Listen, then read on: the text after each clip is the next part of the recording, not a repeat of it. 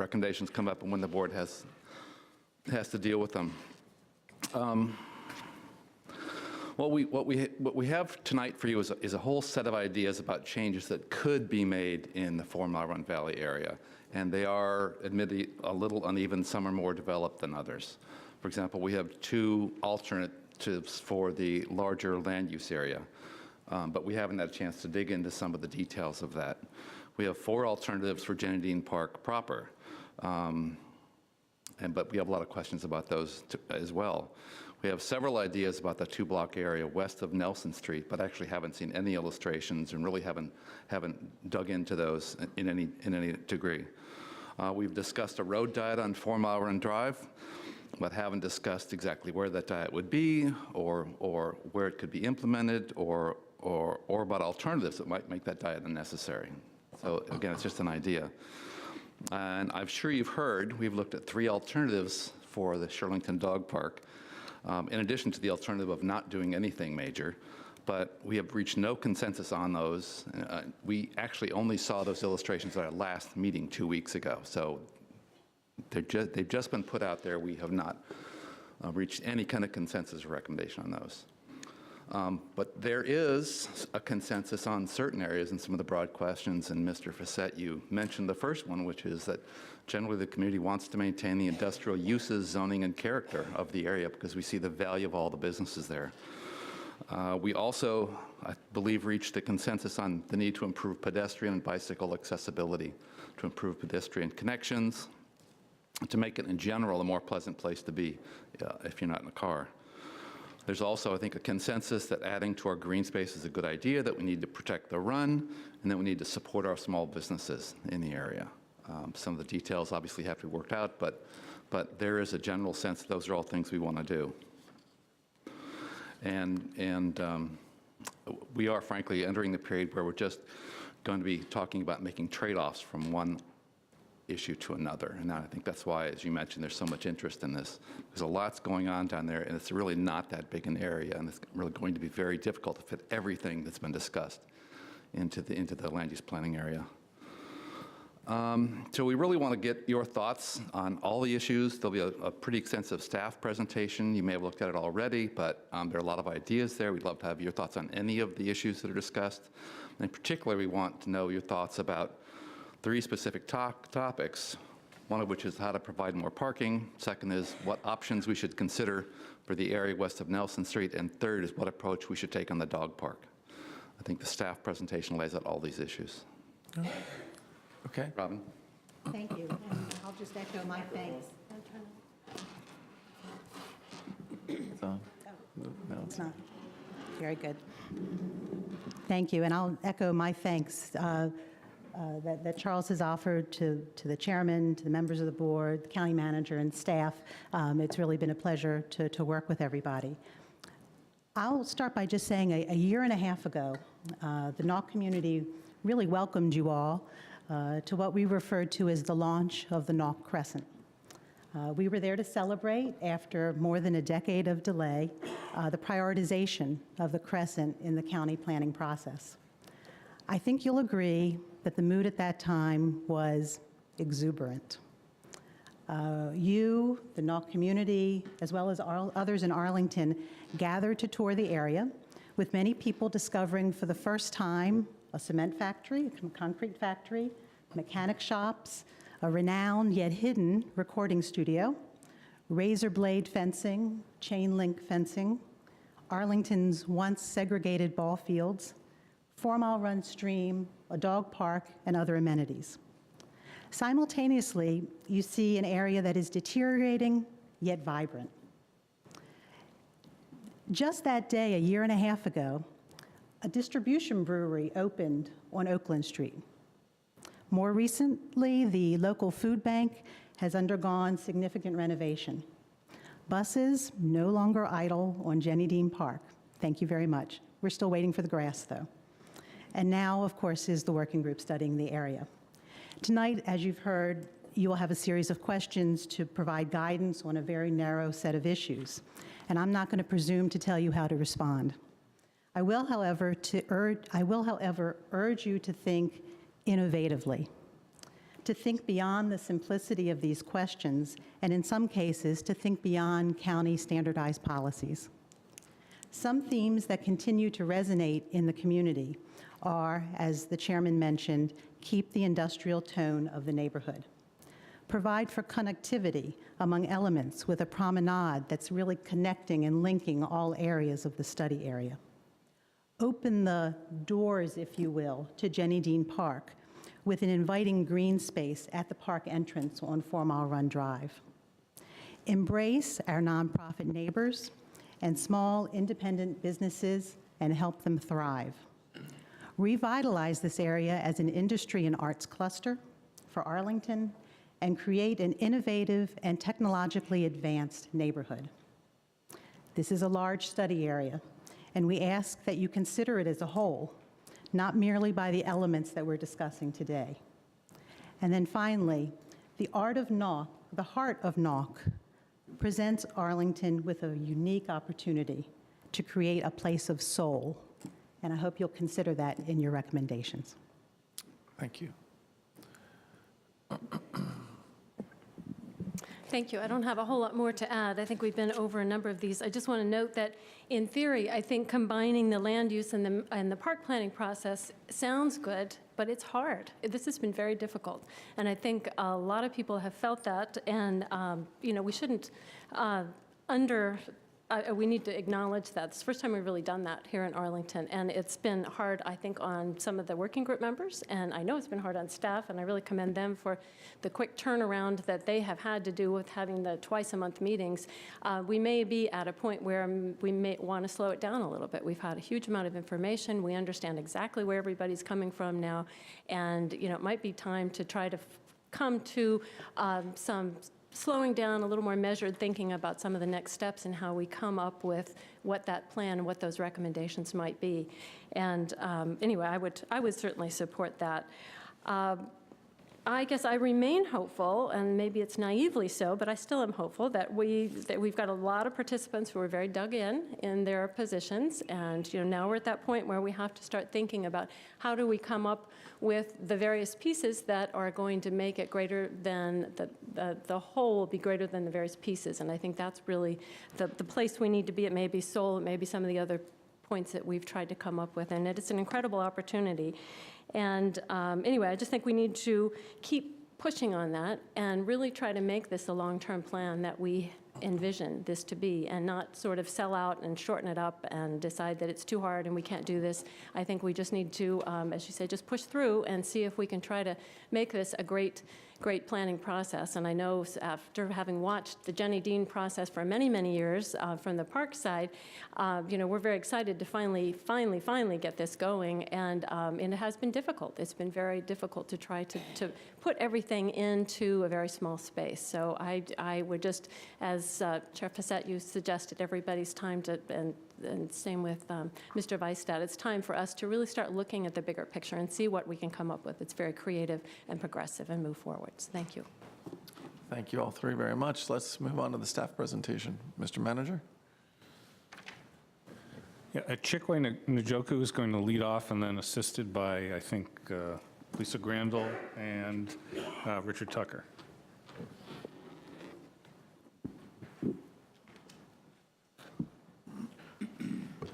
Okay, this is just a general overview of what of the work session this evening. For the staff presentation, I'm just going to give a brief overview of the purpose of the work session, go over a little bit of the background that touches on the charge, the timeline, some of the outreach we've done to date, some of the other efforts, and then we'll get into the more detailed conversations around the concepts. So again, for the work session tonight, we're just going to give a very high-level discussion of the schedule and timeline and some of the ideas and themes that have emerged from our meetings with the working group and some of the public meetings with the community. And again, the purpose is to get some direction from the county board on questions and matters of policy to help move along into the next stage of the process. Here's a general overview of the study area going from 24th at Glebe, up in the far upper right-hand corner of the screen, down 395, down 4 Mile Run Drive, north of Arlington Mill, all the way over to Barcroft Park is the 4 Mile Run area plan area, and the green dash line enclosed within that is the Jennie Dean Park master plan area. So just to briefly touch on the charge, the overall goal of the 4 Mile Run Valley initiative is to develop a comprehensive vision, policy framework, specific implementation strategies for the study area through the adoption of a 4 Mile Run area plan and park master plan and the design of a town square. These plans will guide the public and private investment, including county facilities and operational needs for the long term, along with the preservation and enhancement of natural resources, open space, in the future adaptive reuse and redevelopment opportunities in a manner that's compatible with the surrounding area and overall county goals and policies. This effort is being led by an interdepartmental county team that includes representatives from Department of Parks and Natural Resources, CPHD, Arlington Economic Development, and Department of Environmental Services. And we work to provide the working group and the broader community with information, analysis, options, and proposals for their feedback that will ultimately help us draft an area plan and master plan for the county board to consider, and will also take into consideration information from advisory boards, commissions, and the broader community. Again, the role of the work group is to provide that input to county staff and the consultants as we look through these proposals and options, to act as a liaison with the community, and to ultimately give us comments on these draft plans and proposals as they're developed. As we've covered earlier, here are members of the working group representing business, not-for-profit, commission, and neighborhood associations. There's 24 members.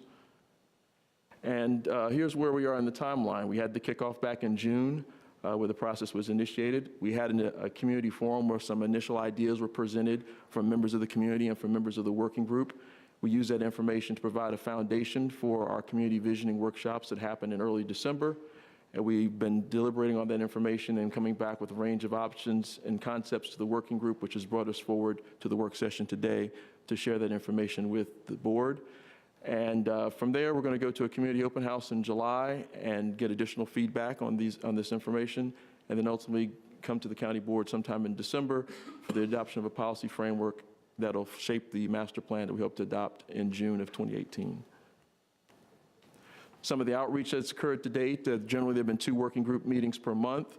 There have been a series of meetings throughout the community, either at civic associations, at events like Field the Heritage, Not Community Pride Day, pop-up events in the actual park itself. We have about 1,200 subscribers on forumrv.com, and we'd encourage people to continue to go there for information and to sign up.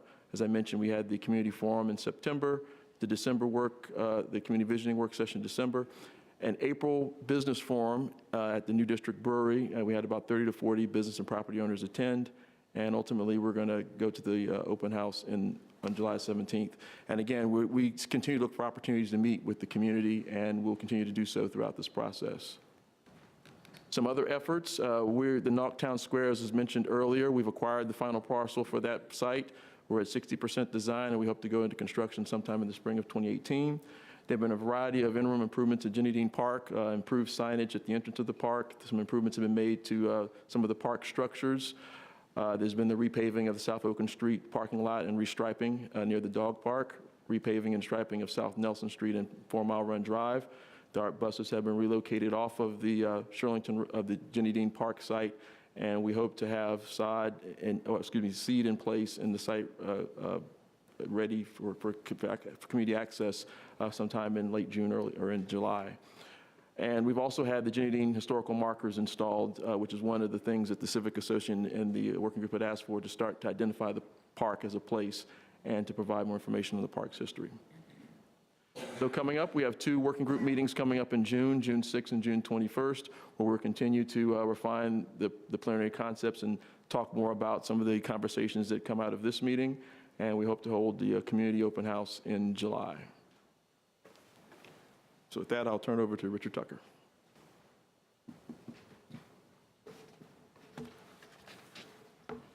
Good evening. I'm going to start with just some background and overview before we get into reviewing area plan concepts, and share with you, to begin with, a series of graphics that we created for the briefing book that was produced for this process. This is the general land use plan map for this area, which shows primarily this area is designated for industrial use. That's the magenta color that you see. Some of the properties in the upper north on 24th and Glebe Road are designated for medium density residential, and there's some service commercial in a couple of properties that include the Chester's or the old billiard hall and some vacant properties. Similarly, the zoning for the area matches that. So the M1 designation, the M2 designation, those are industrial designations for that are the primary use in this area.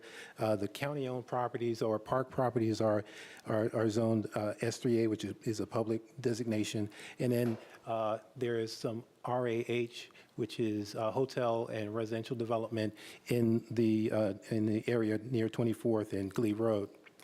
This next slide shows the overview of the area aerial that we developed at the time. It's somewhat dated, but it does show the overall character of the area, including the residential areas to the north and to the south and west, the mixed-use area in Shirlington Village. And then within the study area, you see a series of small industrially used or zoned properties in the park itself, Jennie Dean Park, along 4 Mile Run Drive. And then also you see a range of buildings that are larger in scale for the warehousing type uses that are in what we call the Crescent. This next slide shows the floodplain and RPA, which predominate in this area and is a major consideration as part of what we're studying. Getting back to some of the big ideas, some of which have already been mentioned, keeping the industrial feel for the area, using the buildings, reusing the buildings in a flexible way, and including buildings that can be used in the future in that manner, aesthetic improvements, including streetscape, building on connectivity, both across the stream, across busy roads, and along, and actually creating access to the stream. Parking, which is a topic for our discussion tonight. And this last idea is Arts Hub, which we have talked about, but we have not defined. But we did get some information from the national nonprofit, the Americans for the Arts, which gave us some information about various types of arts districts around the country, and they have different focuses. Some of them are centered around large public facilities or concert halls or things of that nature. Some of them are very organic in nature. These two examples on the right side of the screen demonstrate that there's a mix of uses that can be within the arts district, not just arts. It could be auto repair. And both of these examples show that there are breweries in these areas. So we have one in Tucson, Arizona, and another in Asheville, North Carolina. So before getting into the area plan concepts, preliminary area plan concepts, I want to describe what you will see. So areas shaded in light blue are indicated for preserving existing uses. So what you see is a series of pictures here of businesses that are in the area currently, and these types of uses could continue in the future. The second area is shaded in purple or light purple, which is arts-associated uses that might be blended in with the existing uses as well. And so these are some funky buildings that have different types of uses and some outdoor spaces that can complement the things that are already in certain areas. The third, and I have two different slides here, greater scale and broader uses. So if there's new development and we show an area where new development could occur, and we're continuing to study that, really looking at a greater scale, potentially more height, more density, and a broader range of uses, not necessarily industrial. Maybe office and residential. And then, again, different examples here as well. So looking at the area plan concepts, there are two. The first one, again, to review, in the area west of Walter Reed Drive, and we've broken this down into sub-areas to make it easier to talk about. So sub-area A, west of Walter Reed Drive, we have indicated that we would preserve the existing types of uses, not necessarily the businesses there, but the types of uses that are a mix of service, commercial, and industrial. In sub-area B, that's an area we've designated for the existing uses and inclusion of arts uses, or the Arts Hub idea. In sub-area C and part of sub-area D, continuing existing uses. And what we've begun to study is the potential for broader density and greater height in a broader range of uses in the area where the hotel site is located at 24th and Glebe Road. As an alternative to this proposal, basically building on the ideas that we received about keeping the industrial feel and the types of uses that are out there, this alternative proposes a moderate change where a broader area or larger area would be considered for different changes or a broader range of uses. So those two are the concepts that we're continuing to dig into, and we'll have some more conversations in the next month. As part of our conversations, we have looked at the site where art buses are currently parked. And many people have had ideas about this site, building upon the community facility study, which recommends that the county seek to co-locate uses. And one of the ideas is thinking about what additional uses could be on this site. So our thinking at this point, the area plan could address this site in terms of height and density and urban design elements, but not get into the specific uses that might be on this site over the long term, in addition to bus parking. Just note right now that we will come back to this, the 2-block area next to what we're calling the arts hub, or where arts uses would be incorporated, is for our discussion tonight, and we'll see how that discussion unfolds in terms of how that plays together with the arts idea. Some additional ideas and concepts to be discussed over the long haul. Potential development options within Sub-Area D, which I mentioned before. We'll bring that up in our June meetings. And then longer-term improvements to the area in terms of transportation, pedestrian facilities, bike facilities. And lastly, looking at Nog Branch, which is in Sub-Area C and D, a naturalized stream that is that courses through the area and dumps into 4 Mile Run stream. So that summarizes the area plan concepts, and I'll turn it over to Lisa Grandel.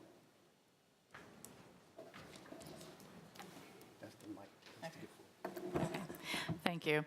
So we're going to talk broadly about the park master plan concepts before we get into the ones that are issues. Whoops. So first, just wanted to touch on the charge for the park master plan, and that is to provide a vision for the comprehensive replacement and realignment of existing park features exclusively for park purposes, and the addition of new park amenities to meet the growing demand for active and passive recreation, cultural resources, and natural resource preservation. So I think, as some folks, and particularly Caroline alluded to, that's been a bit of a challenge. We have existing park facilities that people feel very strongly about. We have some new property, and certainly trying to, through this master plan effort, create a balance between all of the various components that we need to address. Oops. The dashed area here shows the area being discussed for the park master plan, and that includes 3 existing county parks: Jennie Dean Park on the right, the Shirlington Dog Park, and then across the stream, Shirlington Park, as well as 5 strategically acquired parcels that we've acquired with park bond funds over the last 20 years to expand the parks. And there are also areas of private ownership within the park master planning area. Generally, the area goes from Shirlington Road by the Weenie Beanie west to Walter Reed Drive. So the park master plan is anticipated to eventually be adopted by the board sometime next year. And when it's completed, it is going to guide the phased implementation of the park, as well as potential for additional acquisition of parkland. So what we've been focusing on with the working group since the beginning of this year is looking at park concept plans. So we started that back in January, and the ideas were gathered from the pop-up events, the community forum, and the community visioning workshops that were held last year. We started with very high-level diagrams that illustrate the full range of opportunities, and then we've been working on revising and narrowing them down based on working group feedback. Similar to the concept plans for the overall area that Richard just presented, the park master plan is falling into 3 distinct areas within the overall park plan. The Shirlington Park, Shirlington Dog Park area on the west, the portion of Jennie Dean Park between South Nelson and South Oakland Street that also includes a lot of the private properties, and the portion of Jennie Dean east of South Nelson, which is generally where the park currently exists.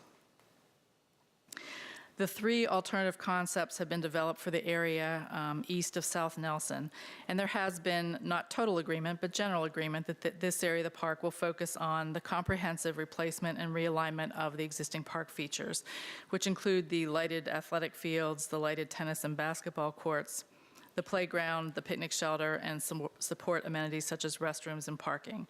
This area is intended to be the first phase of park development, and it is already outlined in the current CIP.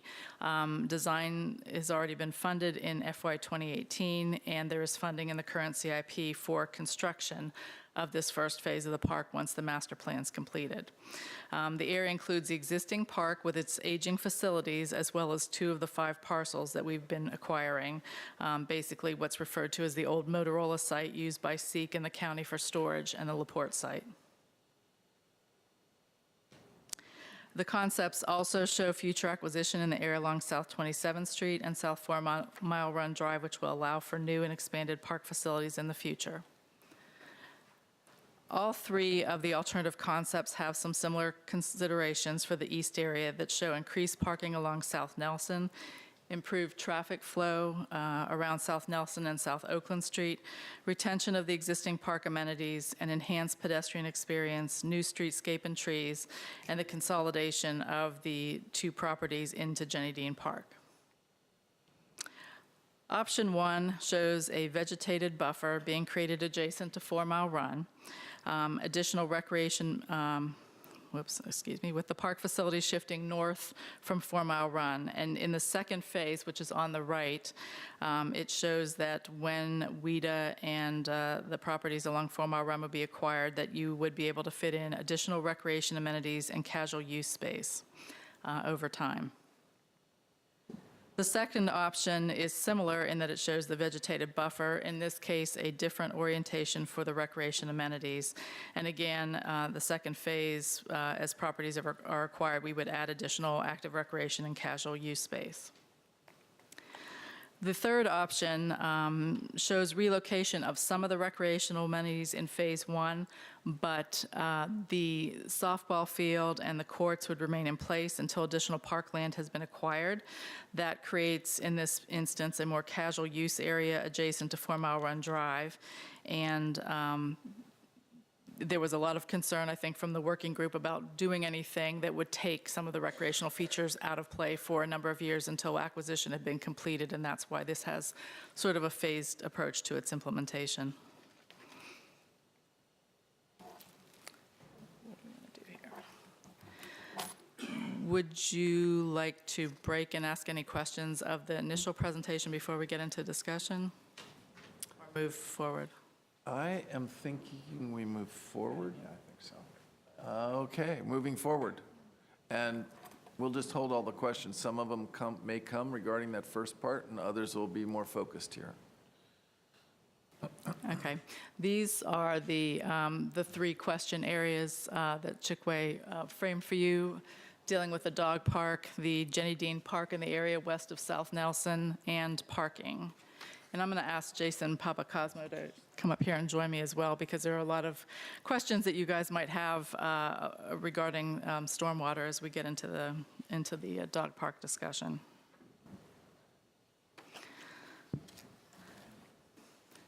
So starting with the dog park, the Shirlington Dog Park issue is certainly a very complex one, and it is a challenge. We have the county's existing and much beloved dog park, which is approximately 100,000 square feet. It's also the county's largest dog park. There are also environmental regulations that were adopted by the Commonwealth of Virginia and the county through several regulatory plans and ordinances.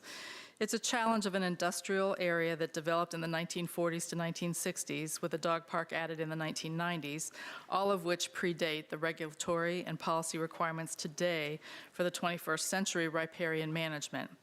There's also the challenge of a very long, narrow dog park with a pinch point in the middle near South Oxford Street, and the stormwater solutions that point to natural vegetation and an increase in buffer width. The main focus of the working group meeting when we met with them on April 4th was a very detailed presentation from the Department of Environmental Services on stormwater management to help educate them and inform them on the considerations, not just for the dog park, but for all of Jennie Dean Park as we move forward with the master plan. Throughout the planning, staff has been clear the county has no intention of closing the Shirlington Dog Park. What we would like to do is walk you through some of the background, touch on the regulatory framework, and then share the existing configuration and the 3 alternative or preliminary alternatives that have been developed so far. So what you see in this first slide is an aerial photo of the existing dog park, which extends from South Oakland Street west past South Oxford Street. The Resource Protection Area, or RPA, for the 4-mile run stream is 100 feet from the edge of the stream bank. The long-term objective of the RPA is to improve the areas through redevelopment and restoration. The existing conditions in the RPA today include a minimal riparian buffer, exposed soil and soil compaction, areas of erosion on the upper bank, and high pollutant load potential from bacteria, nutrients, and sediment. What we know from user feedback is that the dog park is valued for the unique elongated shape, the size of it, the shade. We have separate areas for large and small dogs. It is separated from the other park uses and the proximity to the 4-mile run stream. An additional challenge that we face in the current dog park and going forward in the future is the drainage from adjacent properties coming from roof drains that outfall directly onto the dog park, as well as existing drain inlets, outfalls, and storm sewer. So where we are, we know the dog park's well-loved and the most heavily used dog park in the county and probably in the region. It is also in the RPA, which means future redevelopment requires compliance with state and county regulations for stormwater management. We also know that complying with these regulations is going to be challenging and could mean configuration and/or size would need to change over time as improvements are made. While there are adjacent county-owned parcels, which could be incorporated into the dog park, there have also been competing ideas for how to use those areas. So before looking at the possible alternatives that we've developed preliminarily, we want to touch on the regulatory and the policy framework.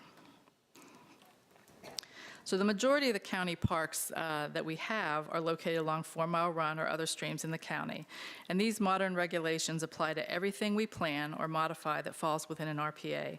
That means that the regulatory and policy framework we are working with for the dog park and Jennie Dean Park are similar to the challenges and compliance techniques that we recently used at Bluemont Park for the diamond field that required and incorporated a 35-foot vegetated strip, or the riparian enhancements that were added when the playground was just replaced at Woodlawn Park.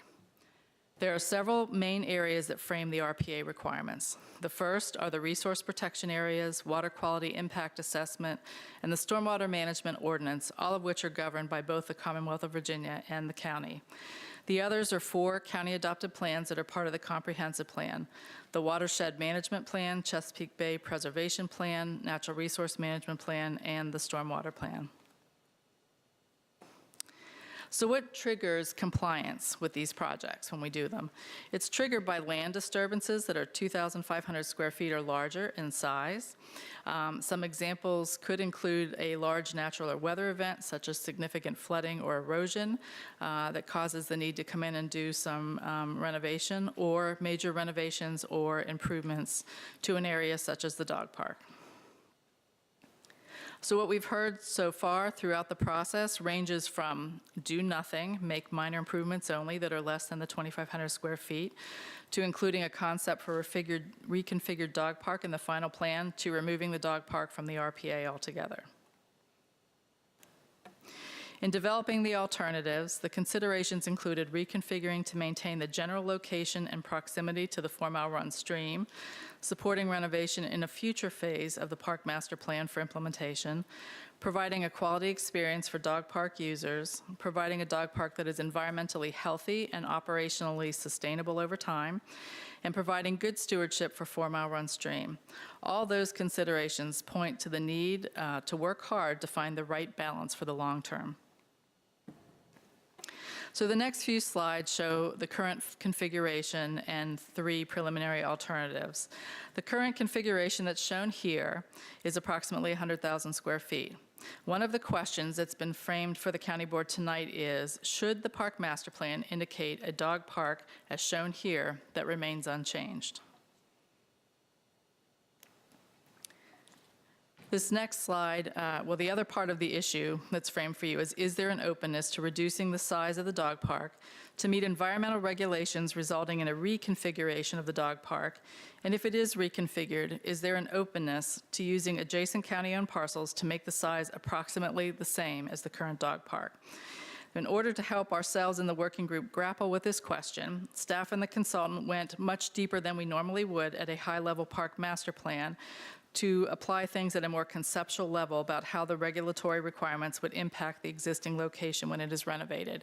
And part of the challenge for us has been a lot of the questions that people are asking or the solutions that they're coming up with are extremely detailed, and we're not at a point where we're at design or that design's even funded for this. And so we're trying to strike the right balance here about getting good information that can help inform you and the working group as we move forward and not getting into that final design level. This alternative one illustrates buffer enhancement and stormwater management applied to the existing area. In this alternative, a riparian trail would loop up South Oxford and around to South Nelson.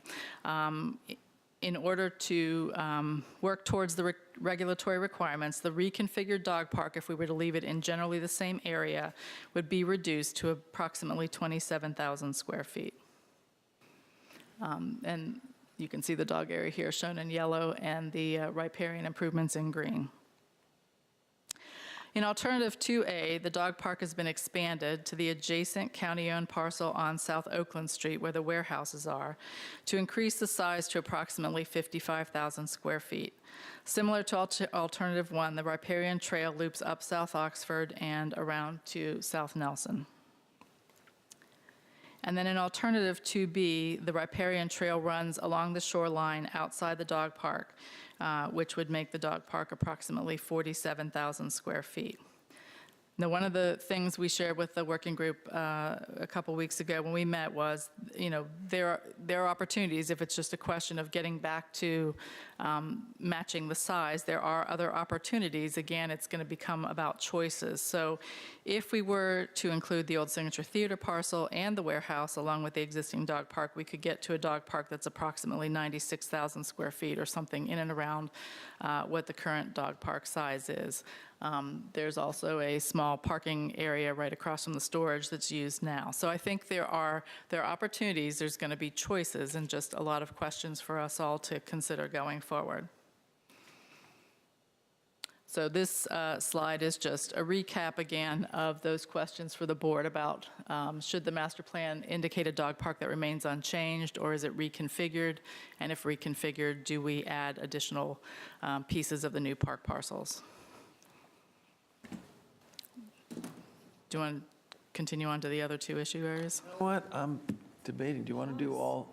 I would think we would want to pause right now, right? Talk about the questions before. Okay, we'll do the dog park, and As long as we can keep on pace. I will keep track of it. That's one of my specialties, staying on pace. So this one we'll spend some time on, and we do have the 2 questions that have been posed. And again, I say there may be several others that we want to explore. The first one is, should the park master plan indicate a dog park that remains unchanged, or is there openness to reducing the size of the dog park to meet environmental regulations in a reconfiguration? It really could be read either way. Should we be open to doing the first part and the second part? Isn't that right? Okay. I'll open it up to comments from Ms. Crystal. actually going to begin with a question rather than a comment, which is, as we try to get our arms around the nature of the choices before us, is it correct that these designs assume that full remediation of all of the sort of stormwater needs for the dog park and then the associated businesses and structures, which you showed us in the slide, the full remediation is done through that vegetated strip? And I guess what I'm asking is, are there options to remediate this sort of swath more holistically through partnerships with the private sites? You know, some of the other stormwater management tactics we've undertaken elsewhere in the county: green roofs, rain barrels, cisterns, et cetera. Could you talk about sort of, are we trying to get to stormwater remediation for the whole site through this strip? Have we considered other options? If so, what are they? No, that's a good question. And there are obviously adjacent runoff issues that were highlighted in the presentation. I guess echoing first what Lisa was emphasizing, that this isn't a design kind of compliance review exercise. So that makes it a little more challenging, but we looked at it as if we were doing that. And typically the way that's done is on a sort of project by project basis. So we didn't assume any remediation for the adjacent property runoff for a few reasons. One is typically that, you know, they're responsible for what they're going to need to do when they redevelop. So just in terms of how the ordinance works, it's project by project rather than, hey, could we treat runoff from over here to meet our compliance over here? Generally, we don't, because it leads to complexity later when those properties have to comply, and now we're trading credits around. The other thing I'd highlight is the stormwater impacts in the dog park itself. The pollutants need to be addressed as well directly. So we wouldn't trade off that remediation for remediation elsewhere. But no, we didn't assume what's sized or indicated here is dealing with that additional runoff, if that answers your question. And we, other questions, I think let's stick to the question of stormwater management and the runoff in the Chesapeake Bay. If you have other questions on that, please Sure. ask. Thank you. So just to get at the buffer area itself, can you just walk through how you, at this level, conceptualize that would work and how that would relate to the area that remains under these reduced alternatives? Sure. So the dual regulatory challenge here is you're dealing with the stormwater ordinance requirements and the RPA requirements. And so that water quality impact assessment process under the Chesapeake Bay ordinance dealing with RPAs requires a few things. One is that you deal with pollutant loads that are existing and that you achieve a net improvement in the buffer. So you've got that. And then stormwater, you've got, you know, the general requirement that you achieve in an area like this would be about 20% pollutant reduction over existing conditions. So when you put those two together, the emphasis really is on the vegetated buffer enhancement. And the tool we have given to us there is a tool given to us by the state, essentially a vegetated buffer, that actually gives you pollutant removal credits for your stormwater compliance and helps you achieve your RPA requirements. But it's a minimum 35-foot width. So it's not an average, that's the minimum, and then you go from there. So that's what we did in the Bluemont Park, for example. And through that tool, you can achieve compliance with both codes. So we made that assumption looking at that 35 feet, particularly for the no expansion scenario we looked at. When you get into the expansion scenario, because that area of potential expansion where the warehouses are is already impervious, compliance can be a little easier. You still need the 35 feet to some extent, but you can taper that off a little bit because you can achieve some benefits by dealing with an area that's already impervious. Does that? It does. That's one part of it. And then the second part, how would the buffer need to be separated from the adjacent reduced dog park? Would we be talking about artificial fencing? Would we be talking, chain link? Would we be talking about stone? I know we're not designing it, but just conceptually, what would be some options which would, pass muster in terms of keeping this as a true buffer? Right. So that's a good point. So the state specifications kind of understandably require a physical barrier between the adjacent use and the buffer zone, just to keep it from getting compacted and make sure the vegetation remains intact. So that can take a variety of forms at the design level. It turns out it was a fence at Bluemont baseball field because that worked for the field as an outfield fence. Here it could be other aspects. It could be boulders, it could be seating areas, it could be other elements that would create that physical barrier.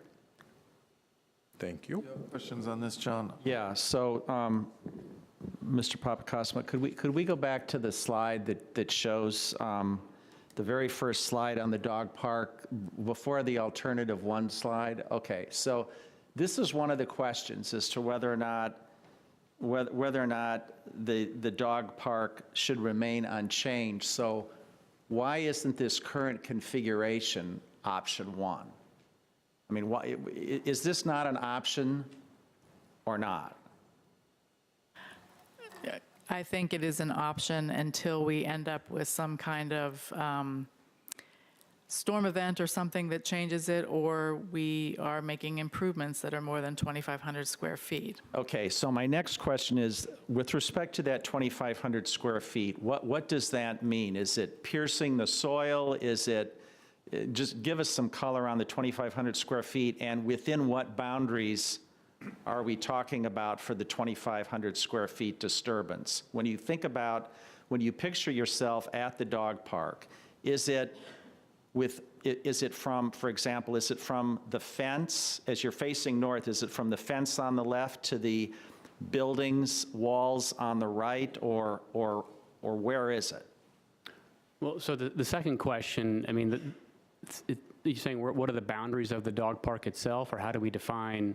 How do you define 2,500 square feet of disturbance? Well, so disturbance itself is essentially clearing, grading, or excavation. So clearing, grading, or excavation. So tree removal, vegetation removal, grading where you're reconfiguring the land surface, and excavation where you're actually, it's kind of a form of grading, but more of a digging and removal exercise. So any of those activities is considered land disturbance. But how about tree planting?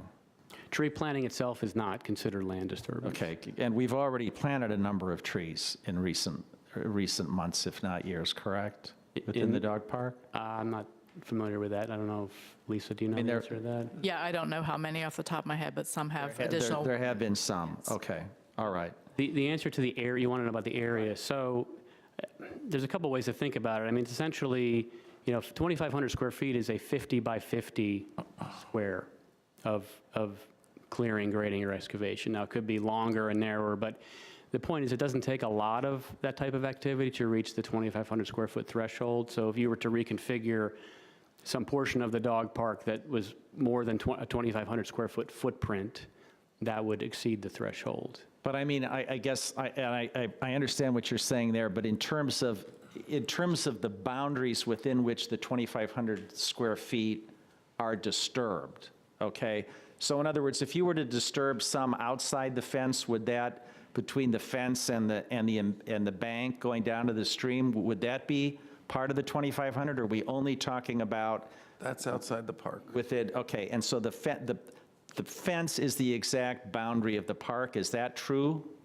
And then would it be go all the way over to the, I mean, I don't know if we need a survey or what, or does it go, and then does it go all the way over to the face, to the walls of the adjacent buildings? Well, maybe Richard knows the answer. Is there an actual parcel boundary that's delineated here, or is it kind of vague and it goes all the way across the stream? Yeah. So the fence is not a property boundary in this case. So depending on what the purpose was, I mean, it'd probably be considered one exercise, disturbing inside or outside the fence, if it's all part of one effort. And we typically apply a 2-year window of time, to avoid any piecemealing, which can occur, although it's not that common, but it could occur if someone tried to do a little bit of disturbance and a little bit later and then skirt around the regulatory requirements. Okay, and then the 35-foot vegetated buffer that you talked about, which is mandated by law, is there any sort of waiver provision? I'm sorry, it's not mandated, right? It's given as a potential tool. Or what is? Oh, I'm not, right, it's a tool, okay. Go ahead, Jason. No, just to confirm, yeah, the tool is one of the tools. If you use that tool, it's 35 feet minimum.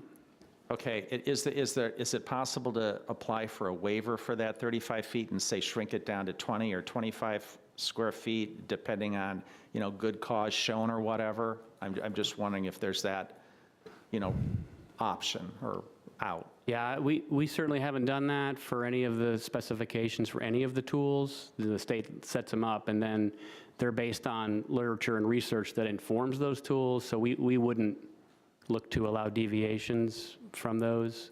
The state would have to essentially approve a narrower width with perhaps lesser credit, but we certainly don't do that when we're looking at those tools, and whether it's the county doing a project or a developer doing the project. Okay. They're pretty hard-coded. And then Mr. Fazette may feel that the discussion of this should be, wait until a later part of our conversation tonight. But the little nook, if you will, if we could find the map of the dog park. So to the north, that'll do. So to the northwest corner, which is outside the northernmost reaches of the existing dog park, going up towards Walter Reed, that stretch there, over which there is a paved path and open space, and it's adjacent to, I guess it's quadruple A storage. There's a public easement, but that's private land, right? What, if any, consideration has been given to that, in terms of looking at this holistically? Yeah, there is an area in here that's on private land. Over time, the stream washed and eroded away, and so the trail that we used to have went away, and the private property owners have allowed us to be able to continue the path. I think we've not done anything as part of this master plan, but I think that's part of it, as part of this whole area plan is, what is the long-term relationship, and part of that is the redevelopment that's shown in the overall area plan as well. So that is a point of discussion for us still to have. There's also some areas of encroachment in this area where folks are encroaching onto our property. So again, that's another point of discussion with the adjacent private property owners. Thank you. I'm going to follow up on some of those questions, just so I understand. The 100,000 or so square feet of the existing dog park, is that not up to the fence that is at the top of the ridge above the stream?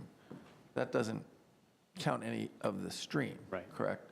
So it's what's the boundary of the park. Okay, I do think that, obviously part of our challenge here is this is it's part of the uniqueness of the park. It's long and thin in many places, and if we were to apply the same sort of practice we've had before using this one particular tool the state provides of a 35-foot buffer, you really that cuts deeply into the width of the park, correct? I mean, so it's only what's the width in some of the park there? Yeah, in the narrow areas, the pinch point areas, it's probably 60, 65 feet wide. So it leaves you about 30 feet. So I come back to, I will say I don't fully understand, and I think this is an area I would propose for some follow-up or direction, and I'd ask the working group to really dig into this too, is really understanding what Jason knows, which is what is with the 2,500 square foot, minimum disruption or disturbance. We have a sense of what counts as a disturbance. We also know that 2,500 square feet related to a dog park that is as long along a stream as this, that number, you reach it really fast, okay? So the question becomes, what some alternative, we're not fully looking into the second question, but what are the true regulations, and in the spirit of those regulations, the way the county takes them seriously and environmental issues, what options are there? A little bit of what Ms. Crystal raised. This is a much larger area. We have other county-owned property in the area, and there's private property, and there are a lot of rooftops. So what are the alternatives to the, I don't want to say standard approach, but to the typical approach that we should be able to consider? We may reject, we may like. I have a feeling, from my point of view, I'm going to compromise. If I were making a choice, I'm going to compromise on what may have been a perfect environmental solution, but I'm not exactly clear myself what is mandated and what outcome is mandated and what alternative there is to this exact park while keeping a very large park with access to the water, et cetera, et cetera. And so I don't know the answer to that, but I would hope the working group looks at alternatives between keeping exactly what's there, and I think that stays on the table from my point of view at the moment, to an alternative that I cannot yet envision that might make it a little smaller, but still very large, while meeting the environmental, meeting enough environmental standards for my comfort when you look at the whole. Mr. Fafet? Yeah, we'll go to Ms. Garvey and then Ms. Crystal. Thank you. And it's just the same topic. My understanding of looking at slide 24, I think it is, about what triggers compliance, this land disturbance is 2,500 square feet or more. 24. And one is a large natural weather event. I read that as saying basically a hurricane. So the way I'm reading this, and it might be wrong, is that we're talking a lot about this, but we would only be buying ourselves time. That there's no way in other words, there's no way the dog park can legally stay the way it is now exactly, because it's pretty much a sure thing that we're going to have some kind of weather event that will trigger the land disturbance.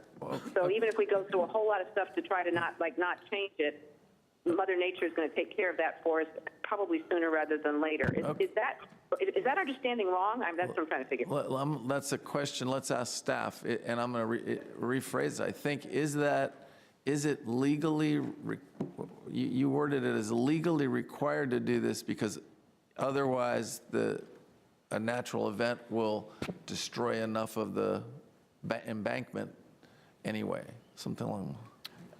And I'm sorry, I'm going to blame the county manager for distracting me. The legally required to these alternatives. Libby, Can I try again? Yes. So basically what I'm saying is, so once 2,500 square feet is disturbed, we've got to do the compliance thing. Until that happens, we could keep it the same and not do anything legally. We'd be fine as long as nothing happens. But so we could go through a lot of effort and decide that we really don't want to change things, but yet we have a hurricane, and we didn't move those 2,500 square feet or disturb it, but Mother Nature does. And it seems to me the likelihood of that happening is quite high in the next 5, 10, 20 years, Mother Nature being what she is. So I'm wondering if we're spending a lot of time talking about something that really is not likely to be possible for any large length of time. And okay, let me reword the question, because thank you, but it's sometimes hard to do it over the phone, but I think we got your question. Is it inevitable that 2,500 square feet of land will be disturbed by Mother Nature in the next 30 years? Oh, I think the point we're trying to make there is that if there's a flood like that, you're going to have to repair the dog park. Not that the act of the flood is disturbance that now Mother Nature has to comply, that there'd be damage to the extent that you'd have to go in and repair it. And in doing so... Is it repairing the dog park or the stream? Because the stream is not in the dog park. Perhaps both. Like you could lose bank area, there could be severe erosion, damage to the surface, those sorts of issues that would require... Could you not put boulders and all those things in the stream or build the embankment because it's not in the dog park? Could you not do reparative work? It depends on the type of damage, I guess, is we're just beforehand. Oh, doing it now. Well, the issue you have now, you're in a floodplain, so there's a capacity of the channel that has to be maintained. Otherwise, if it gets reduced, you increase the flood elevation, you increase the floodplain. So FEMA has oversight of that. So it's not a matter of just going in and putting rocks on the bank. You're really talking about reconfiguring the whole channel if you go down that road, which is, of course, is a complex, expensive exercise. Katie, I'm sorry. Katie was. I had actually one other question. Libby. It's on the same let's thing. just go on. If I have one other question on the dog park. Is that all right? Do you have another question? Go ahead. I did, if I could. How does it work with the dog park having there's a small dog park and a big dog park, all in the dog park? Is Libby- it something that could be separated out? That was what I was looking at. Can we stick, if you don't mind, I'm going to stick to the stormwater question so we Not can in the try least, and that's fine. top it up. Katie and John, you both had something on this. Yeah, I just wanted to, as we were sort of making comments, wanted to associate myself with this sense that there is more that we don't know about alternatives, or perhaps you all feel confident that you know them.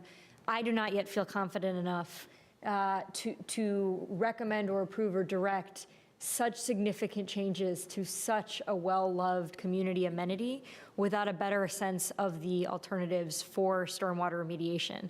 Your point is really well taken about the likelihood or almost the necessity of disturbing this threshold in order to be good environmental stewards. That point is well taken, and I am persuaded of that. I am not persuaded that this 35-foot vegetated buffer is our only way to do it. And I think, Jay referenced some of the questions that you still have open. For me, the other ones are, certainly the actions that could be taken by private property owners, bearing in mind your comment, which I appreciate, that they may need to take additional or further steps when they redevelop down the line, but certainly would want to see through the working group, or at least through staff work, more conversations with those property owners who, at least based on what we're hearing from the community, are very interested in playing a role in helping remediate some of the overall issues, especially if it means keeping the dog park intact. And the other question that I have that I would need more information on is just some understanding about the role of trees, which is often one of the first things that we turn to when we think about stormwater remediation. Having a clear sense of how many trees are already there on the west parcel. Could other trees be, knowing now that tree planting is not considered, part of disturbance, could they be planted throughout the dog park? More options there as well. So a series of things that I would simply just need to know that really this is not just the preferred option, but the only option is to pursue this vegetated buffer before I could ever support such a reduction in size of such a beloved community amenity. John had another on the same topic. No, I would just really echo that and say that I would like to see this dog park remain substantially as is for the longest possible time, and that only in the event of a precipitating event that, legally speaking, we need to take remediation steps to take, would we consider a reconfiguration. And while I agree that we need to plan for that, I guess, worst case scenario or contingency, I would hope that we could also do it while having on the table for discussion that additional land above the northernmost reaches of the park up to Walter Reed Drive. So I would encourage staff to at least initiate conversations in that regard. And then finally, some greater refinement of what else besides planting trees might be done in the short term to buttress the environmental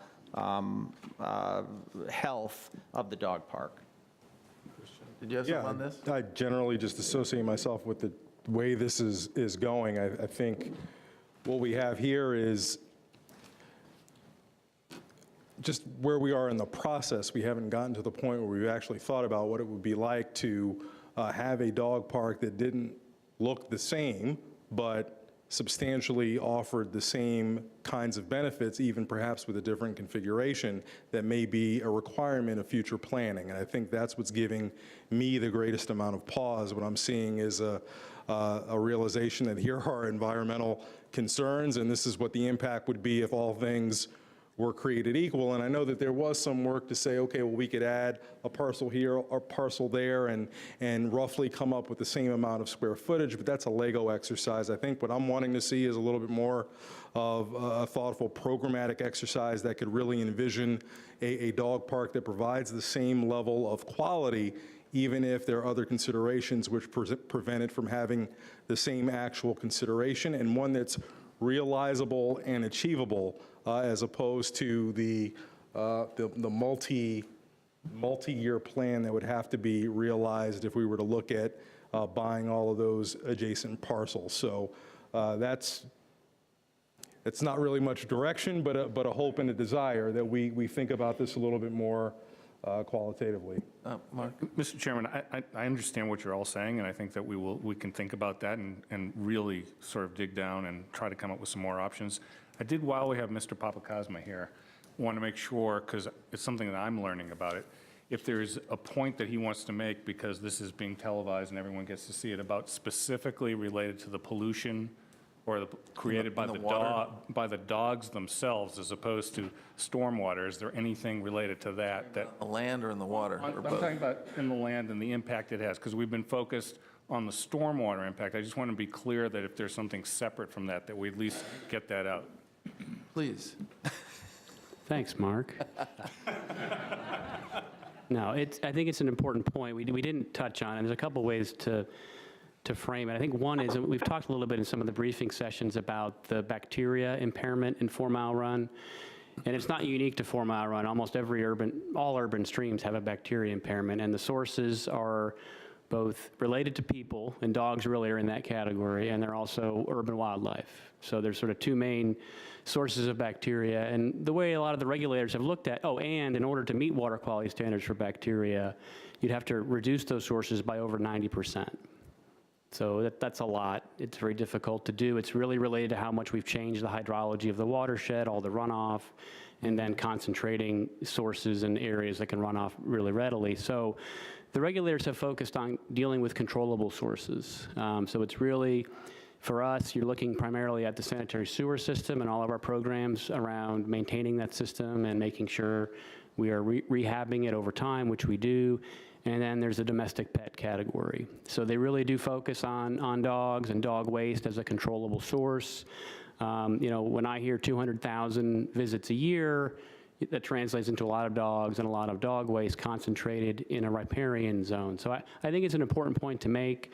The state has put out some new guidelines for dealing with these bacteria impairments, and they call out dog parks by name, that the recommendation is not to site them in environmentally sensitive areas and to include unmanicured vegetative buffers to discourage access. So that's the state's thinking when it comes to bacteria impairments and demonstrating that you have a defensible program to address those. Now, I'm saying this recognizing we have this amenity in this location, but it is something to think about as you look forward. That's what we've been trying to do is look ahead. Let me ask you that then. You're speaking more about the dogs entering the water, or are you talking about the waste produced up on the land in the park? I think it could be construed as, it's really both situations, but certainly the loading of waste on the land surface that would run off, it has the potential to run off. Of email lately about the park in general and the working group work, but also about the dog park. One of those said that when the bacteria in the stream are measured, there's more upstream than downstream from the dog park. Do you know if that's true? I can't validate it. I just read it in something that just came to us. Bacteria levels are vary widely, significantly from sample to sample. Our sampling program is in the stream, so it's not intended to look at what's happening between each sample, because at each sample you have 5, 10, 15 square miles of drainage coming above it. So what happens between the sample above the dog park and below the dog park, there's a lot of water that comes into the stream between those samples, and bacteria live in sediments, they multiply, so it really depends on a lot of factors. So we didn't set up that program to demonstrate whether the dog park itself was having an impact. It's more to measure bacteria levels in the stream to help us support. One of our primary messages is secondary contact is safe, wading, those sorts of activities, but not full immersion. So that's another reason why we do that program, but also just to monitor bacteria levels over time. On this one, I would direct the working group to just help sift some of that out. I will make a comment on my own in this regard, and that is, having used that dog park many times with my own dog, I would personally oppose, if I were here, any dog park that did not retain access to the stream for the dogs. To me, that is one of the very unusual, and with all the, I know most dog owners that use that park are incredibly good about, now they can only be good about certain things, but they're really good about picking up after their dogs. And I just think we're always in life and in county government looking at trade-offs and looking at one thing versus another. And that's why the question comes back to the bigger question about how we maximize our stormwater management, our runoff, our bacteria, all the things we can while still keeping some of the features that a majority of the board and the community weighing in may feel are desirable to maintain. Can I try to go back and summarize a couple things, see if the first question that we addressed was, should the park essentially remain unchanged, or are we open to reducing it? I'm going to argue that what I've heard is both. We haven't decided. We are open to leaving it the same with some improvements. We are open to, I would argue, reducing it somewhat, and I'm going to put a caveat on that, is nowhere, not to the degree that the three options propose. Okay? That's an important I think distinction. open to a redesign, which may be a net reduction, but not just tit for tat, square foot reduction for the sake of meeting the requirements, I think is what we're trying to say. And I think just to be clear, I think part of the pushback we're getting from the community and part of what's giving us some consternation is just how dramatic the options are in terms of amount of square feet reduced. And so would want to be clear, I am not especially open to reducing this dog park by 3/4, for example, as advanced in one of the options. And that's why my point in this would be modest. There'd have to be an understanding of why, what we're accomplishing, but that so I can't say no to either part of this yet. I don't think the board is saying no. I think what you're hearing is a reduction in size needs to be understandable and get us benefits that we see as a good trade-off for a modest reduction in size, not the kind of reduction you've proposed. Is that correct? That's correct, and I would argue let's maybe put modest or somewhat or figure out the right adjective so we're signaling today that would be, we would plan for a contingency like that, but it's certainly not something that at least I feel we should move forward to until we're forced to, until our hand is forced. Okay, I think we're in good shape And on that I one. would agree with that as well. I'm willing to accept making it somewhat smaller, but not by the amount proposed so far. Those make me uncomfortable. Okay, let's go to the second, thank you, Libby. Let's go to the second question. Mr. Verzette, also, is it clear that we've also given direction to the manager to explore that additional area north of the current boundary up to Walter Reed? I actually want to, okay, we can go back to that. You're talking about from the north end of the existing dog park up to Walter Reed. Right. In order to consider that as addition to the dog park? As either an addition to the dog park to compensate for reduction elsewhere or for additional park planning purposes. Park planning. Right, in other words, not necessarily park acquisition, not necessarily to have the dog park accrue into that area, but to have that as an option. Well, Just to have that as part of the conversation going If I'm forward. I'm understanding is that you would like us to consider what is current, and I have no problem with it, currently private property, and see if that's a possibility for expansion of the dog park, if I read that. Heard that Yes, correctly. although I'm not saying necessarily the dog park, but certainly the dog park would be an option. I'm going to weigh in, and I'll just weigh in and say that as much as I love this dog park, I'm not looking for an expansion in the size of the dog park from 100,000 square feet.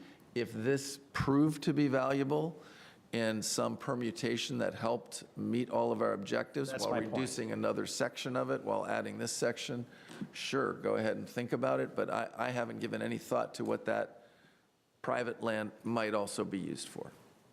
And Katie's shaking her head. Okay. That was reworded. Let's go to the question number 2. If it's reconfigured, are you open to using county-owned parcels? This is in that 2-block area, correct? To achieve a dog park that's approximately the same size.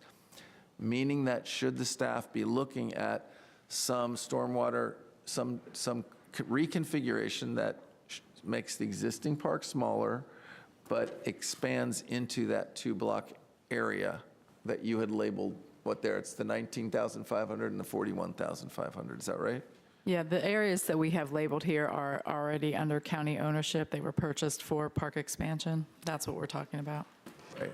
And that we have plenty of discussion on it later in the agenda for other reasons. So I'm looking for feedback from my colleagues. So if I might argue a point, right, I think as we're about to find out, this set of 4 parcels is tremendously contested already. And I do wonder that it could cause some further challenges for the purpose of public discussion to add a third set of interests into sort of contesting for the use of this parcel. I actually would love to ask the chair of the working group or the vice chairs for a point of view about whether you see it as being more productive or potentially detrimental to what I know has been at times contentious conversation about the future of this area to sort of add into the mix some discussion of dog park uses. I think it would make that discussion more complicated. And I would also like to point out that the working group's never seen this slide. Yeah. And so we haven't even had a discussion on it because we Right. never considered it as an option. We've looked at other options for the area west of Nelson. So for my part, I'm not especially interested in giving that direction tonight unless we were to hear differently from the working group in the future. I would tend to agree. I mean, there may be a little smidgen of it or something that's not a building, adjacent. But by and large, I would say this is likely to be a no, the answer to this question. Again, if there was an area of land between a building and the existing park, I might be a little more flexible, but not once you get to the buildings. Just to be clear, are you speaking of the warehouse parcel and the other parcel, or just the 41,500? The question is county-owned parcels, Yeah. plural, so I don't know if we want to pick them apart or not. Well, The Point earlier alternatives. about the Lego approach, it's like, you take which building, do you want to take? I just don't feel like at this point, we've had enough creative options to really make an informed decision or guidance on that. It just seems really premature. I'm worried about the I'm not hearing much difference of opinion. So let's try to tie this up. Are there any other comments on the dog park? Those are the only 2 posed questions, but are there other thoughts? Hearing none, I have one. I had one. Yeah, okay, Libby, please. Yeah, it was just that one, and I maybe I'm missing something because nobody's mentioned it. Is the dog park, the small dog park, and the large dog park separable? I mean, is that just something that's been looked at, or is there some reason that nobody wants to look at that?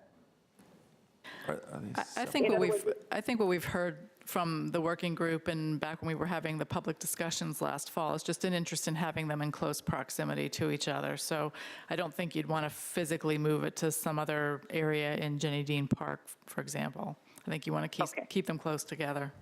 Okay, but they would not have to be absolutely contiguous. It just might give a little more flexibility. Thank you. Okay. The only other thing I would to reiterate is, for me, and I don't know that we have to go down the line here now, but the issue of the access to water.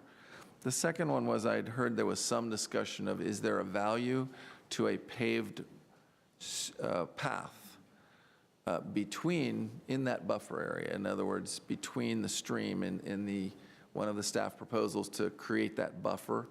I will just say that I don't think a paved trail along there is of great value, especially if it is a factor in this in any way. I think we've actually moved the conversation to a somewhat different place anyway, but for me that wouldn't be a factor, especially if it led to the argument for a smaller park as a result. So I think we're okay to go on to the next issue. About a half an hour, 15 minutes on each maybe. Maybe the next one will take a little more. So B. Okay, so B is the area that includes the 3 parcels that we've acquired for Jennie Dean Park, as well as some private parcels west of South Nelson, so kind of the South Nelson to South Oakland Street area. Jennie Dean Park has been identified as a high priority area for acquisition to expand the park since the 1990s. And again, we've purchased 5 properties, 3 of which are in this area. The 5 new properties that we've acquired total approximately 4 acres. They have existing buildings and parking, and they've been used for temporary interim uses such as until such time as this park master plan could be developed and start to get implemented in phases. The properties that are shown on the right here, the 3600 South 4 Mile Run Drive, which is often referred to as the LaPorte site, was most recently used to store the county art buses. And then the 2701 South Nelson Street property, often referred to as the Motorola site, was used for Seek and county storage. And Seek is recently relocated nearby to the property on South Nelson Street. Those 2 properties together total about 2 acres, and they are incorporated in the area east of South Nelson for the plans to replace and renovate the existing facilities. The other 3 properties are 3700, which currently houses a combination of county staff and cultural opportunities. The property at 3806, which currently has some old Signature Theater uses in it, and 2654 South Oakland. Again, those are about 2 acres. That Oakland Street property is also used for county storage. So here's a picture just of the 3 properties that we're talking about in the area that are already county owned. So where are we? Again, the county plans call for land acquisition for park and cultural purposes. And as shown on the last slide, there are a number of private properties in this part of the park master plan area that are occupied and used for a variety of service, commercial, and light industrial uses. So what we've heard so far in the planning process, the county has a need for more park and recreation space. There's definitely an interest in an arts hub that would be expanded upon from the one shown in the area planning concepts just west of the old Signature Theater building and carried over into this area. There's existing property and business owners who are concerned about the impacts of the county's interest in continued parkland acquisition. And there's been a request from some to remove these private parcels from the park master plan boundary altogether. So some considerations: each of the alternatives for this area improves the walkability and would enhance pedestrian experience, provide new streetscape, enhance stormwater management, provide comprehensive landscaping, help increase the parking, and improve the connectivity between the county-owned properties and incorporate them into the existing surrounding parks. So one of the issue questions for the board tonight is, should the county remove the existing county-owned buildings in this area to create open space? These next 3 slides here are going to show alternatives to address that. The first slide shows that as the park master plan is implemented over time, all the existing buildings on the 3 county-owned parcels would be converted to open space. So they're all shown here as light green. That was certainly the original intent when the county purchased the property over the last 20 years.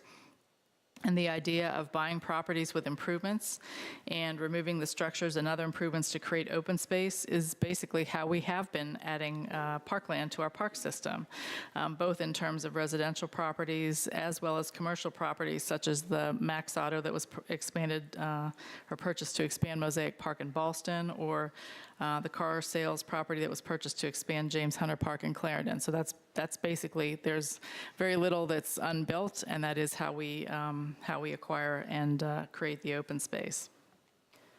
This next slide shows a building either remaining or being replaced with a new building at the current site of the 3700 South 4 Mile Run. If replaced, there's been some discussion about it would provide an opportunity to include structure parking and a multi-story building designed for cultural and recreational uses. This final slide shows both the 3700 South 4 Mile Run Drive building and the 3806 South 4 Mile Run Drive building being retained or replaced.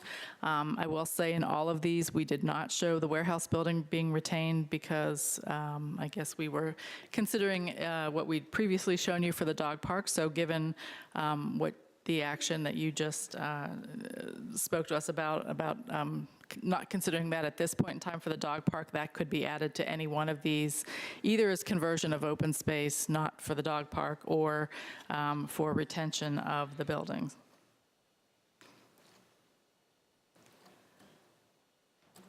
So these next couple of slides, the next part of the issue really focuses on whether this area should continue to be planned for park uses consistent with the adopted policy, or should they remain as is with a mix of service, commercial, and light industrial uses, or be further studied for the extension of the Arts Hub. So if the county plans for park uses, should it continue to explore parkland acquisition as properties become available from willing sellers over time? So again, I'm going to show you 5 slides that are a combination of existing county properties and private properties. So in this first alternative, this just happens to show that we would retain the 2 buildings, but it also shows that there would be no extension or expansion of the park. And basically the area between Nelson and Oakland and the old Signature Theater building would remain as private property.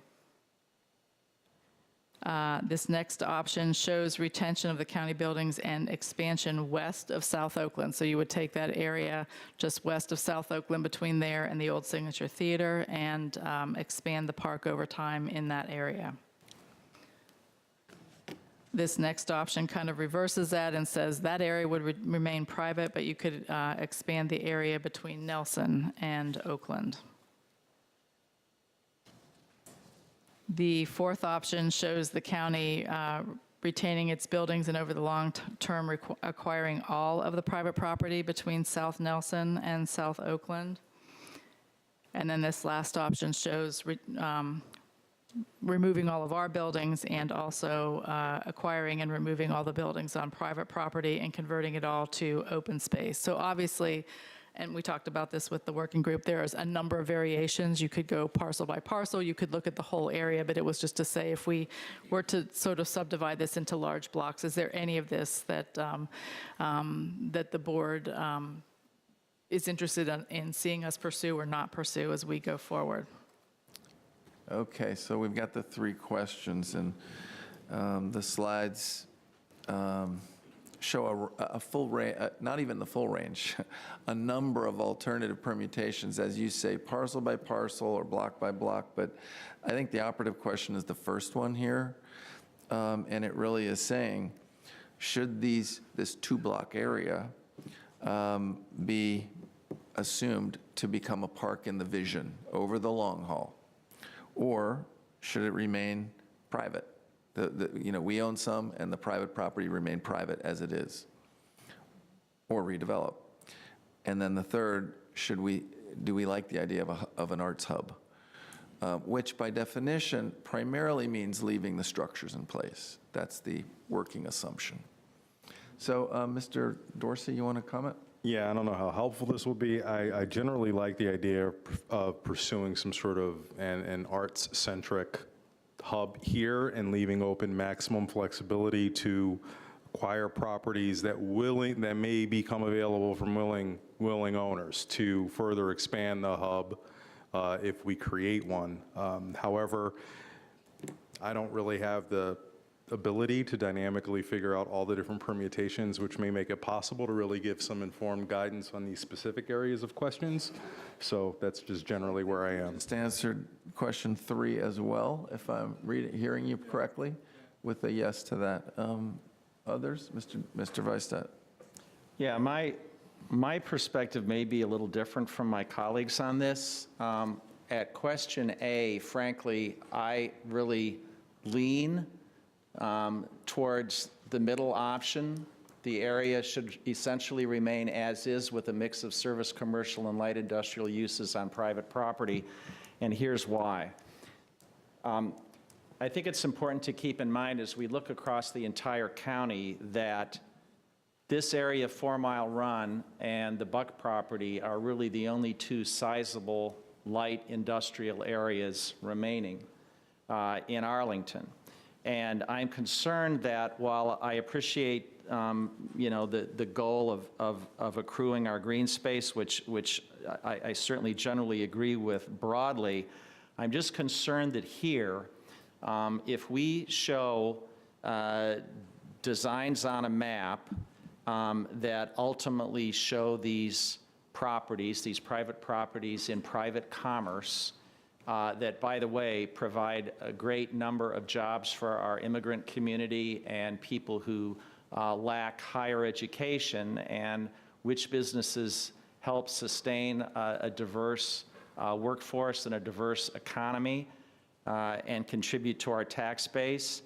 I'm just fearful that one by one, these businesses are going to fall like dominoes and eventually be gone, and that could end up, that same phenomenon could end up marching up 4 Mile Run. So from my own perspective, I view, just as I kind of view the dog park, I think 4 Mile Run right now is working great. There needs to be some adjustments at the margins, beautification, bringing back Jennie Dean to its true and originally anticipated glory, and so forth. But I really do not see the value of there are trade-offs here, but Middle option, from my okay. perspective, the middle option. And is so the number right C deal. for you is a no, right? That's correct. Okay, Katie? Yeah, and actually, maybe to speak a little bit to B, because I think Mr. Weistat did a nice job explaining why, there's some hesitation or even opposition to continuing to target the private parcels for acquisition. The other concern that I have is that we actually have a couple of uses that are, well, one is working well, and the other is I would argue, full of potential for this idea of an arts district, with Theater on the Run and the Shirlington Garage, I think they call it. And I certainly would be supportive of including some vision for redevelopment of those physical buildings as art spaces. But, we've talked at some length about the lack of rehearsal and performance spaces throughout the county. And so, in addition to these having really meaningful uses on the private properties, there are also uses that are, well appreciated in the community already, and pretty consistent actually with this popular idea of an arts hub, and one that I'd embrace on our owned property already. The only thing that gives me some pause is thinking about the number of plans that Ms. Grendel walked us through for going back a couple of decades, identifying these areas as open space. And what gives me most pause, I think, is some questions about if the properties we have, the parcels we have, were acquired with bonds. I wonder if it'd be possible to just learn a little more about the language of those bond referenda. We don't have that. Missing. We've paid up. Right. No, I know. I'm less worried about our credit rating, and I'm a little more worried about sort of the commitments that we've made to the community over time, right? Because that's been a question raised in the past. So it would help me to see this before sort of making a kind of final determination. But I am generally inclined towards, sort of remain as is, perhaps with some visioning of the parcels that we do own being used for similar uses, but not. I just wanted to point out one thing, I don't have the bond language with me, but at the time, it was the Department of Parks, Recreation, and Cultural Resources. So the wording of the bonds, if my recollection is correct, was targeted towards both parks and I know Edie's probably waving the language right now because she has it, but. Yeah. So that actually would bring me more than a little bit of comfort to know, actually. And can I raise just a semantic question? I'm not really sure why those are all ors, as in they're mutually exclusive. Yeah. Given that we've determined that what we popularly conceive as an arts hub maintains a variety of uses within existing buildings, the way this is framed is that you're either for arts or keeping the existing businesses, and I don't view it that way. Right. And can someone give me some clarity as to why it's phrased that way?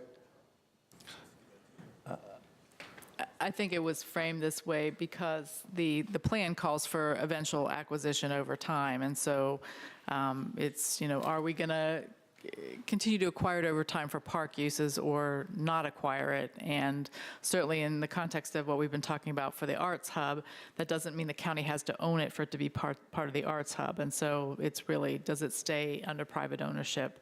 And there's certainly a good blending of both the county ownership pieces and what could then be part of the privately owned Arts Hub pieces. I mean, the reason I'm being a little, detailed about this is because what I'm hearing from all of us is not necessarily mutually exclusive, but yet it's all being characterized as choosing different elements of this, and I'm not sure that that's actually the case. And I think, Mr. Dorsey, you raised a good point, and I think what I would do is, again, identify this as something we'd ask the working group to explore, sort of define better. My own response to the first question, which would be very much what Mr. Dorsey's was, I think the concept of an arts hub deserves serious consideration, and I'm really attracted to it. What that actually means in terms of the structures, and that's why I framed it at the beginning, I think the arts hub, were that to take shape in some form, means leaving the structures there predominantly. It may mean privately owned, and it may mean when they come up for sale that it behooves us to purchase them to ensure that granular mix of whatever it is we are envisioning in an arts hub. But I will say that the point we're trying to create here is this is a vision. There is no threat, and I know there are those businesses in the neighborhood that have some anxiety about it, but this area has been designated for a park for, 20 years? It was in the master plan that this be a park, and that didn't change anyone's ability to move in or buy or anything else. As we revision and validate some of that and refine a little bit more of it, this is a long-term plan, and it really lays out what the long-term vision is, and there may be different ways of implementing that over time with the private sector engaged in that or with the public sector, and we don't know yet. But I'd ask the working group to actually think through that a little bit to see how Part B here and Part C, I'm sorry, like 1B and 1C actually overlap or could sort of build on one another. And then as far as the last one, for me, should the county continue to explore acquisition from willing sellers in the long run, I think it's tied to that question of what an arts hub would be from my point of view. So I would say yes. No one ever goes in. We would never consider, we never have condemning. I think it would be helpful for the working group to hear from maybe real estate folks to put some of the small businesses' minds at ease about the implications for the value of their property and so forth. But to me, that would be all good information for everybody from this point on. Libby? Hi there. Thank you. I think we're all kind of in the middle, which is, this area has been sort of left on its own for several decades and actually has been doing some really cool stuff, has been sort of evolving organically. So, and I think what we need to do is just not get too much in the way. So I'm with Mr. Vicestead and I think maybe several other of my colleagues, and I would like to have it essentially remain a mix of service, commercial, and light industrial uses on private property, because I think that's creating a really good synergy. I love the idea of an arts hub, and things that we can do to encourage that would be great. So mostly, I guess, I think maybe when we first started talking about this, not we, it was other people several decades ago, we had this vision of, a big, beautiful park, and we kind of, clear everything out and make something totally new. And now I think in 2017, we're appreciating a little bit what we have and how rare it is. And it's some pretty cool stuff that's doing pretty well on its own, and with a little help, I think will continue to do well on its own and help Arlington. So thank you, I guess Libby. I'm for not too much change. Let me try to summarize this one, see if you disagree, say it. But what I'm hearing is, and I think that the first part of this is that we're looking for some modification of the past plan. And I think that's not necessarily, everybody'd like to have everything, right? We want it all, right? On the other hand, there's some recognition that the LaPorte property, the WETA building, a good amount of parkland would be added to the park to the east, I think that's no small thing. We're seeing that as happening regardless. It's not really teed up, it's an assumption. So there will be some percentage, 30, 40, 50% more I don't know what that number is, but parkland. And I think, honestly, if we ended up at some point down the road owning this, you never know what happens in terms of 50 years down the road, or at some point, integrating this parkland with this arts hub or the buildings that are there. So to tie up number 2, should the county remove the existing county-owned buildings in the area to create open space? I've not heard anyone suggesting that that was a good idea. Is that correct? Okay, then let's just assume number 2 is a no. And some of this is also generating from the fact that in the arts community and cultural community, there's a little bit of tension and pressure right now from the loss of venues. And a lot of people are looking to this area as maybe making up some of that loss.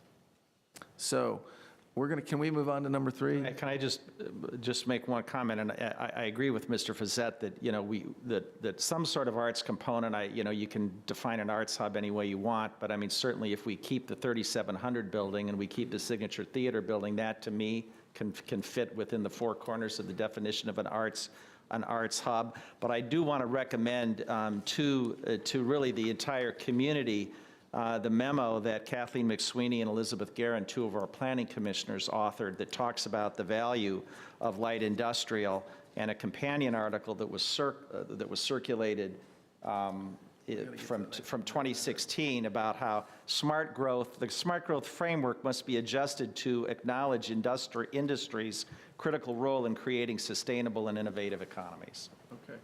All right, let's go to the last part and try to give you what you need. Okay, just to jump right into parking, starting with policy guidance on this subject.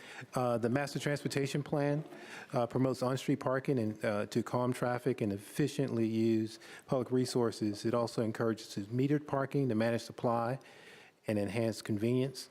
And it also discourages publicly owned or managed garages unless on-street parking is very limited.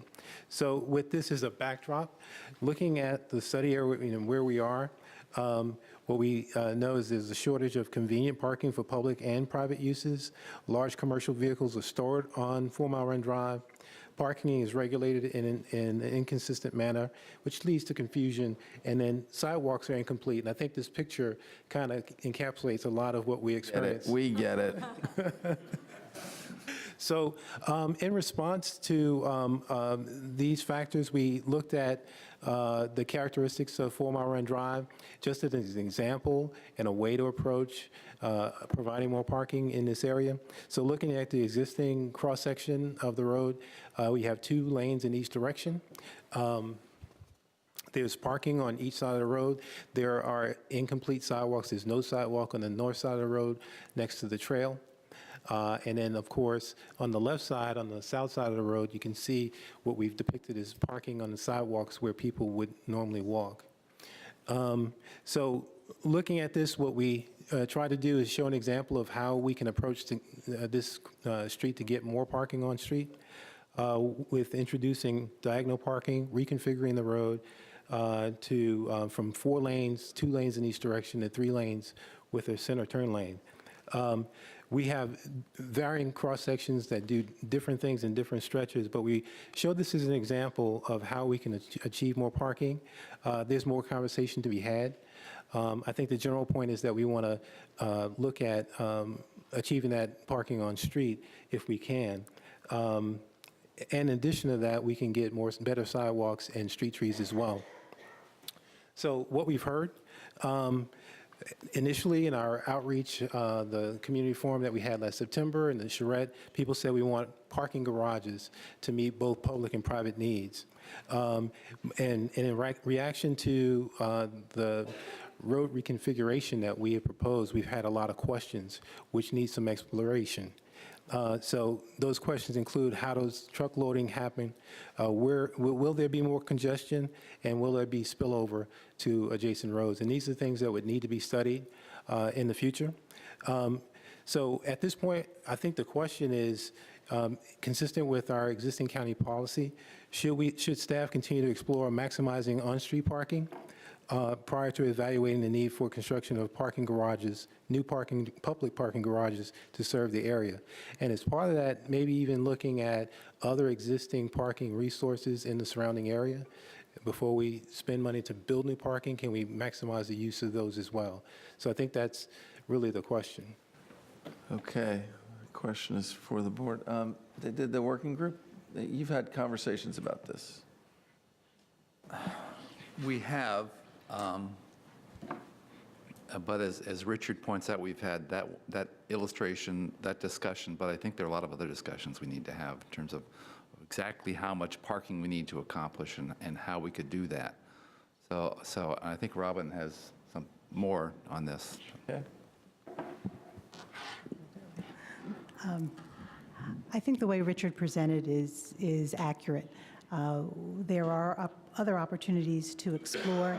It's possible to, it's clear that the working group would like to see additional options for what the parking looks like, what the street might look like. It's possible, depending on the uses that are determined, that will help to inform what the parking opportunities need be. And so it may be that you have an extreme example of what you just saw, of what needs to be done to change the road. There could be a number of interim changes that occur as the area builds up. So we might be looking at a change now, a change in 10 years, a change in 30 years, and just have that in mind, again, depending on the use. And one more point is one of our goals here is to get the parking out of the center of the park, because there is some there now, and we'd really like to devote all the park area to green space, with the parking on the outside, and we just need to do further work to see what's possible with that. Sure. Mr. Dorsey? Yeah, I would just say at this point, I'm not ready to give guidance of endorsing this as a concept without a lot of the work being done to look at other areas, but obviously it would be best, in my opinion, if we're able to maximize the amount of square footage that's devoted to parks, to arts, to existing businesses, and not a parking structure. So if this becomes part of the solution, I'm all for it, but I'm not ready to yet say, let's put all our eggs in one basket. I think there's a lot of other work that needs to be done to figure out to what extent this becomes a part of the solution. So that sounds like a yes to the proposed question, right? Right, okay. Mr. Weisstat? Yeah, no, my short answer is yes. My question, though, is remind me of what conversations have been had in terms of any business concerns about the road diet and how that could affect deliveries and what have you. Thank you for asking. There are a number of concerns based on the one option that we've been presented. So the one option that we've been presented shows 4 lanes going to 2 lanes with a middle turn lane. Among the many concerns for businesses are, this is an industrial area. How does that constricted roadway now accommodate the large trucks, the buses, as well as just the general traffic that we have from cars? That's one concern. Another concern is we have a number of self-storage facilities in the area. How do people load and unload with that kind of a stricter road path, as well as parking that's not accommodating buses? Same thing for businesses that have to load and unload. We have a good example of something that happened more recently where we saw changes to striping for parking in the Nelson Street area at the bottom of the street. What that did, that striping, was it hurt AFAC and their ability for their trucks to go through. Their trucks used to turn around there and be able to come up the street. They can't do that now. They have to have a different pathway. That just wasn't accounted for until the stripes went in, not beforehand.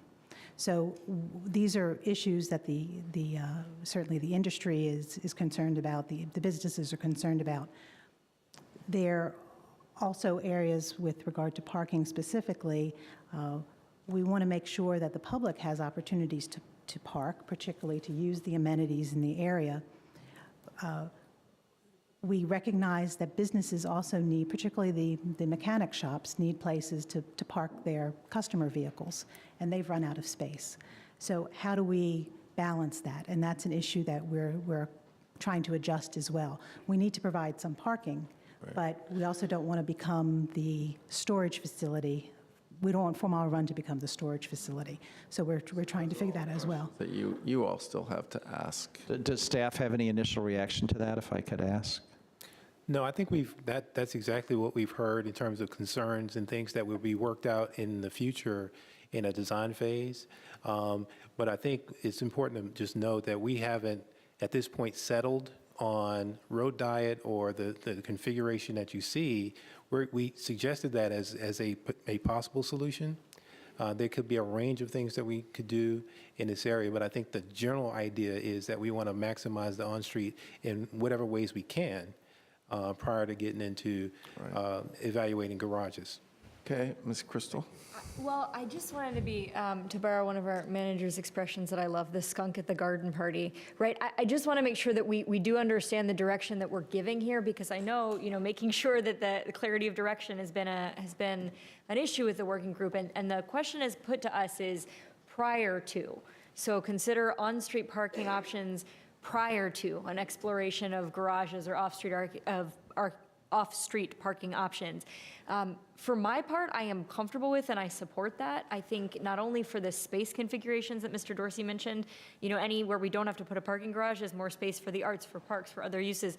It's also dollars. I mean, we've talked about this could save us literally millions of dollars relative to constructing a parking garage that could then go back into facilities to further some of our goals for open space, arts, et cetera. So I am supportive of prior to, but I just want us to be really clear that's the direction we're giving. We're not saying simultaneous exploration, and drafting of designs for garages, because I could see that being a little bit of a sticking point if we're not very clear that that's what we intend to direct right now. Just want to note that there's one other element to this, and that is just better use of the space that we have currently and better management. So we have a variety of parking regulations out there, so we can streamline those to maximize usage. So that's something that we can do that's no cost or whatever, and we can do it fairly quickly to address needs that are out there currently. Ms. Garvey? Okay. I'm here. I am here, sorry. Just if you had any comments on the C, parking. We're about ready to tie it up. I think not to, we ought to pretty much know what we're going to do before we make too many big changes. I think trying to maximize what we've got now is great. And I think if we go to the Arts Hub idea, would we include looking at possibly a circulator?